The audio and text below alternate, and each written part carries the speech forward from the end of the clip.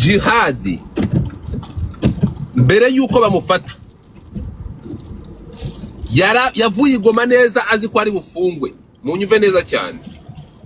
Noneho amakuru angeraho nuko Jihadi, munyumve, yafashe telefone ze, uko afite telefone bita mukecuru. Jihadi agira telefone bita mukecuru, afata telefone ze azitwara ku mugore w'ahantu atuye baturanye, urimo kumva, aragenda telefone azihereza uwo mugore ari kumwe nande n'inshuti ye magara Okimu wamutungaga kamera bagakora n'ibiganiro. Urumva, afata telefone aragenda zihande bazihereza umukecuru telefone za Jihadi azisha mu gafuka k'umuceri.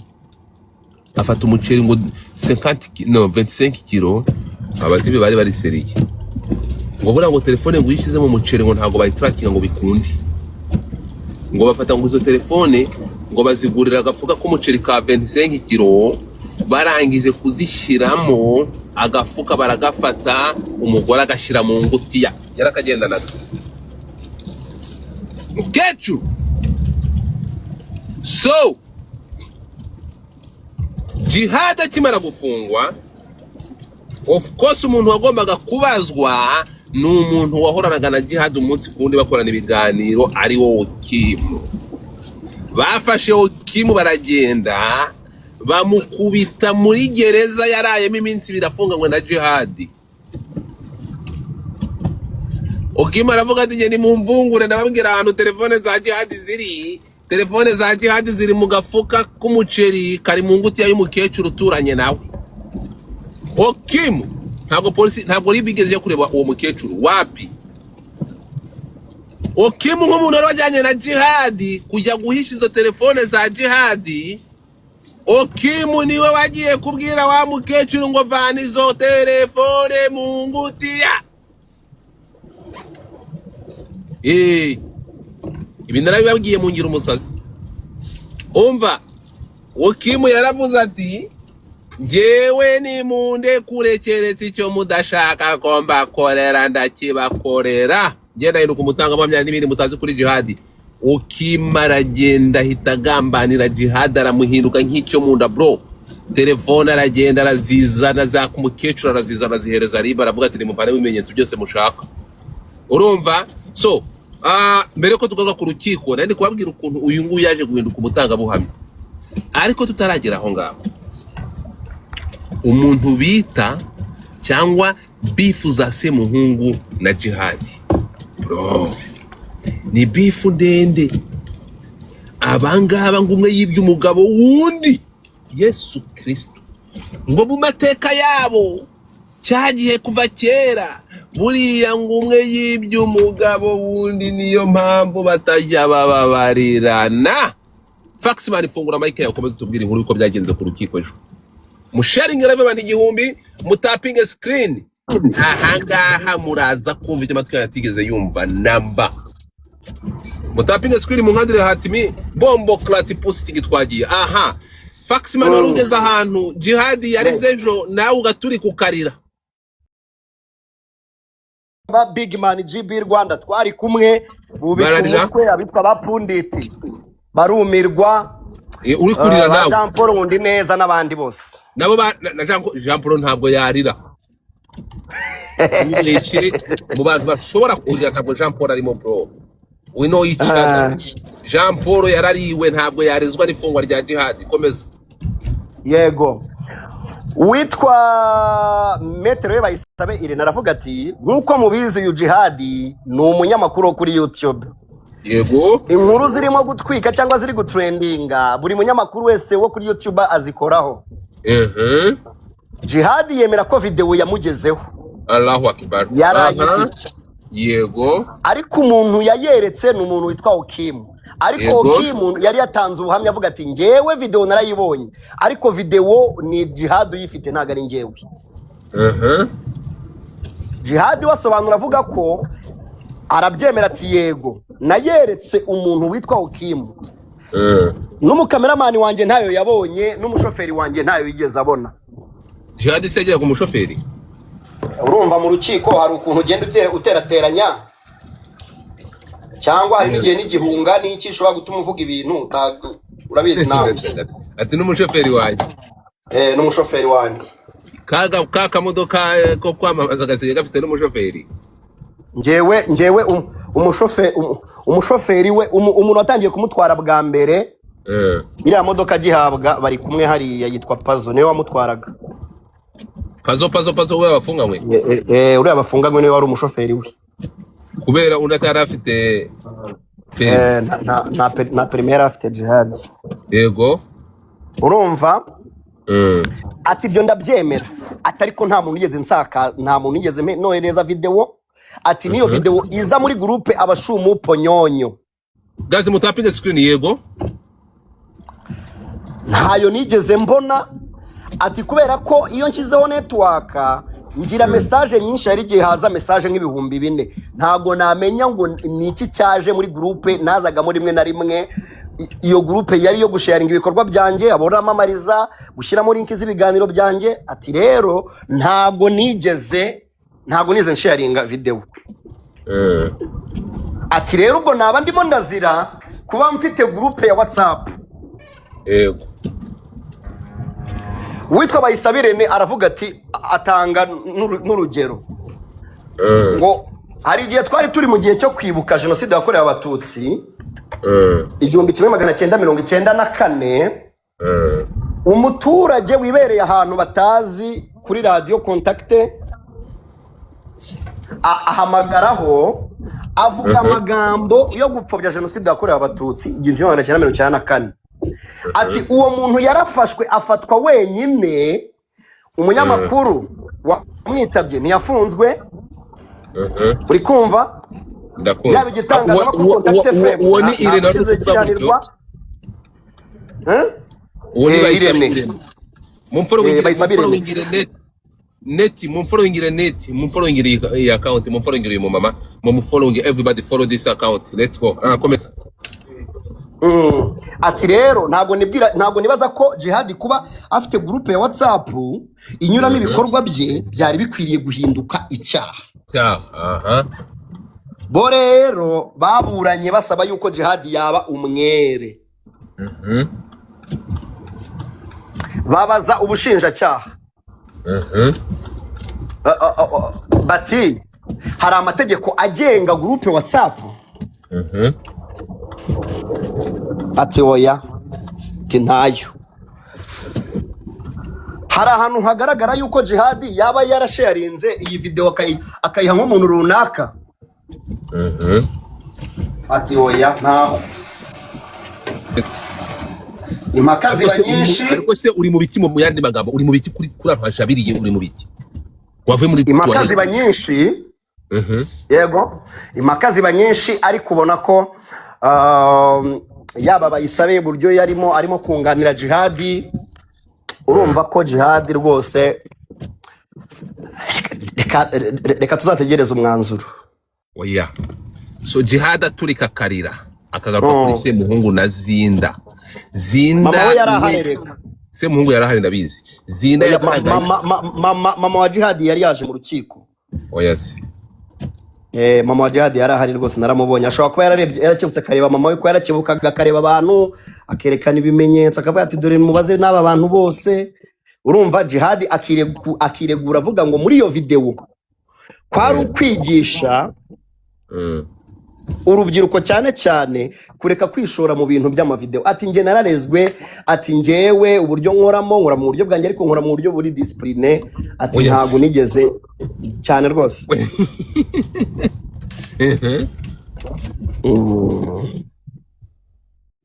Ndakumva.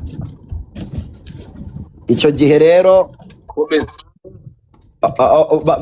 barongeye babaza. Urumva bari babasabiye gufungwa imyaka 5. Hanyuma perezida wiburanisha aravuga ati se Jihad urongeraho iki? Jihad agashaka kongera gusubira muri ya magambo yari yavuze n'ubundi atakamba. Ati rwose mu ndebere nta video nta. Ati se urukiko nirubibona ukundi bizagende gute? Ati hoya nta kundi kuntu bizagenda ngiye nyeneye ko ngirwa umwere.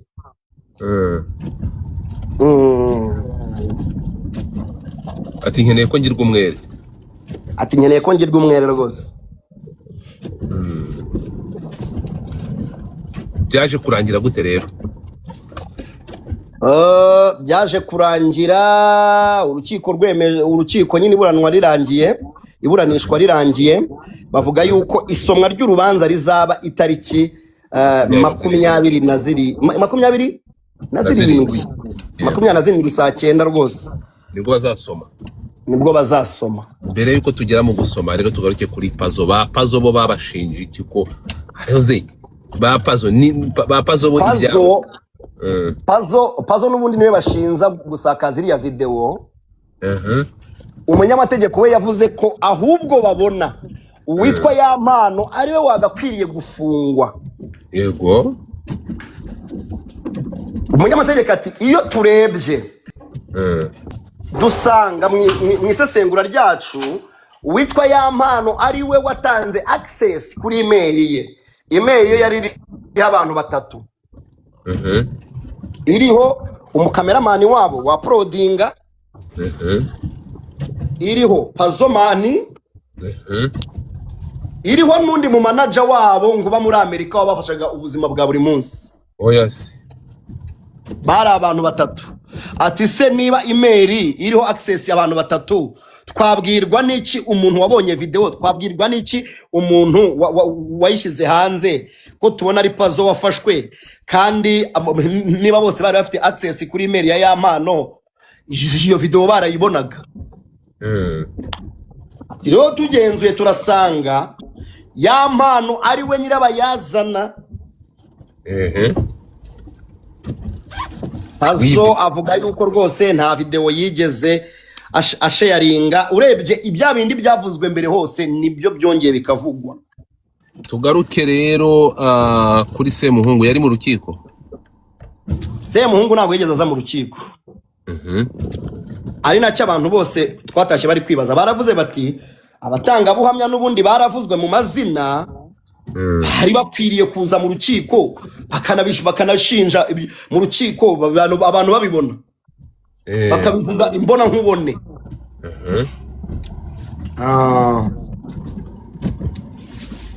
Baba we ko numva filime yarangiye nabi.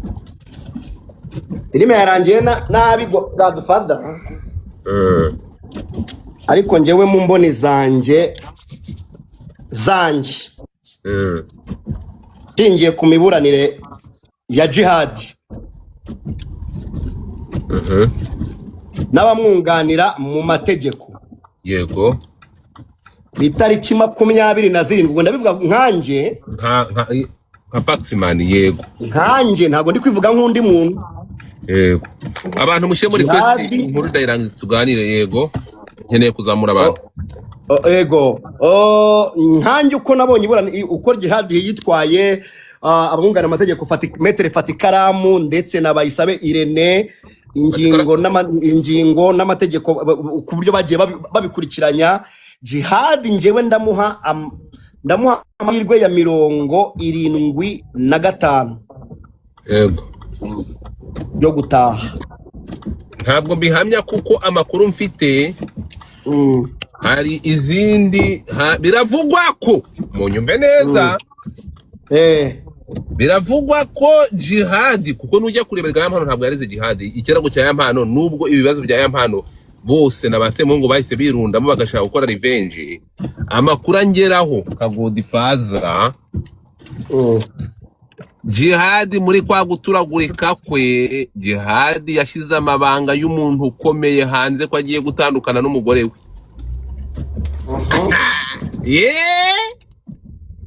Ibingibi n'amakuru y'abamotari. Biravugwa ko Jihad yafashe amabanga y'umuntu ukomeye. Ashobora kuba akomeye kubera ateruye gym mu nyumbe neza.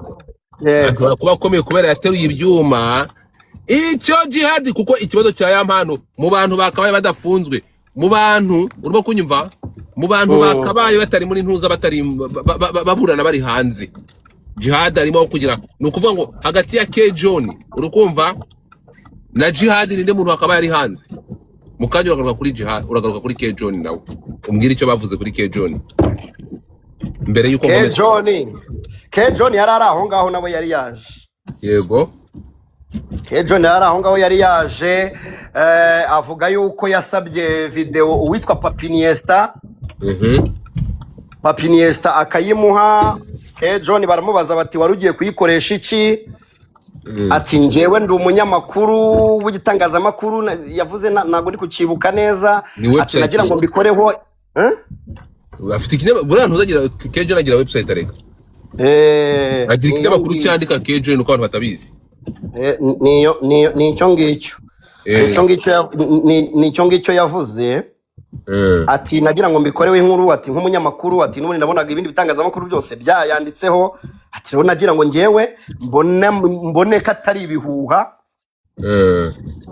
Mbone ko atari ibihuha. Urebye ntago yageze avuga ibintu byinshi, we urumva warimo araburana ari hanze. Ntabwo yigeze rwose aburana avuga ibintu byinshi. Kadufana K John ntabwo aburanye ibintu byinshi.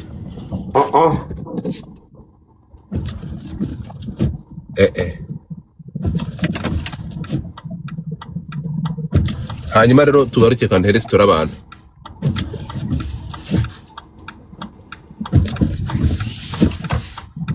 Uwo muntu ari kumaza ngo ni uwo muntu.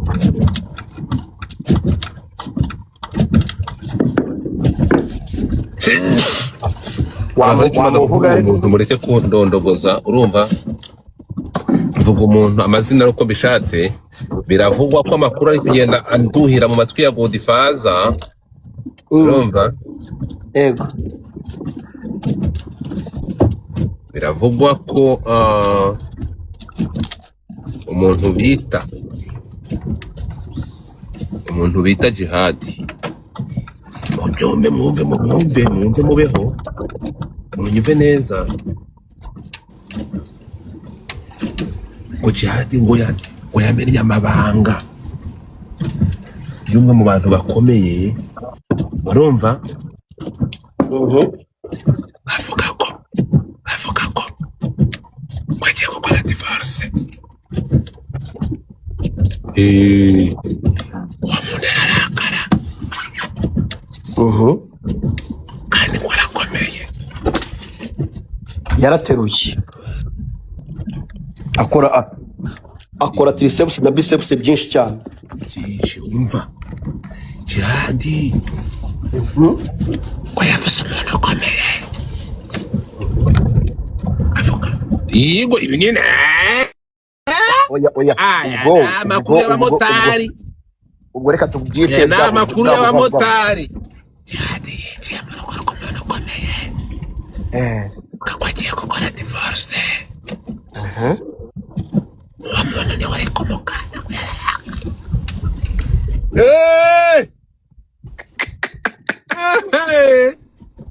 Ariko wibuke yuko yari yaravuze kari mama busutwa, papa busutwa. Yari yaridekaraye kabisa. Uretse gato umva. Uwo muntu ntamumenye ariko sinamuvuga. Arakomeye. Uyu mudomo, uyu munwa w'abantu bajya imbere ya kamera bakavuga ko yagiye kuvuga ibyo ko bagiye gutandukana n'umugore. Noneho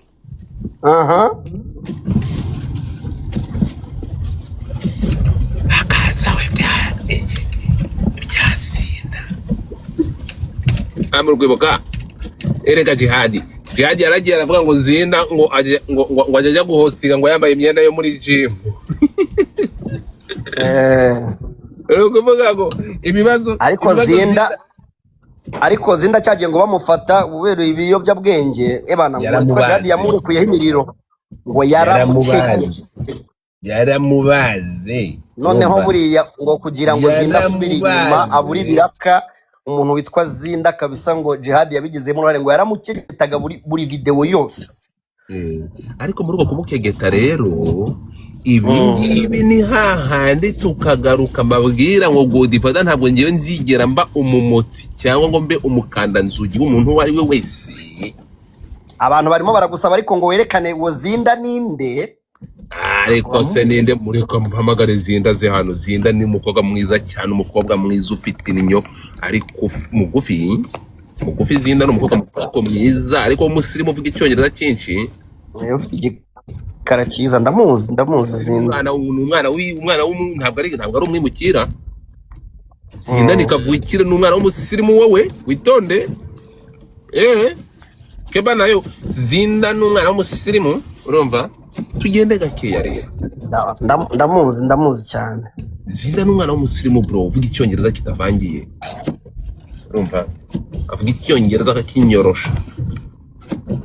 Urumva? Unanielewa? Abantu ngo barashaka kubona ifoto ya Zinda. Ahangaha rero mutapinga screen tugera ku 300. None erega mfite n'amajwi. Ayo majwi yakinnye se tukwiyumva. Ariko ntukankoresha amakosa. Ngewe ntabwo bro, reka urabona biramwe mwagiye reka nze nkubwira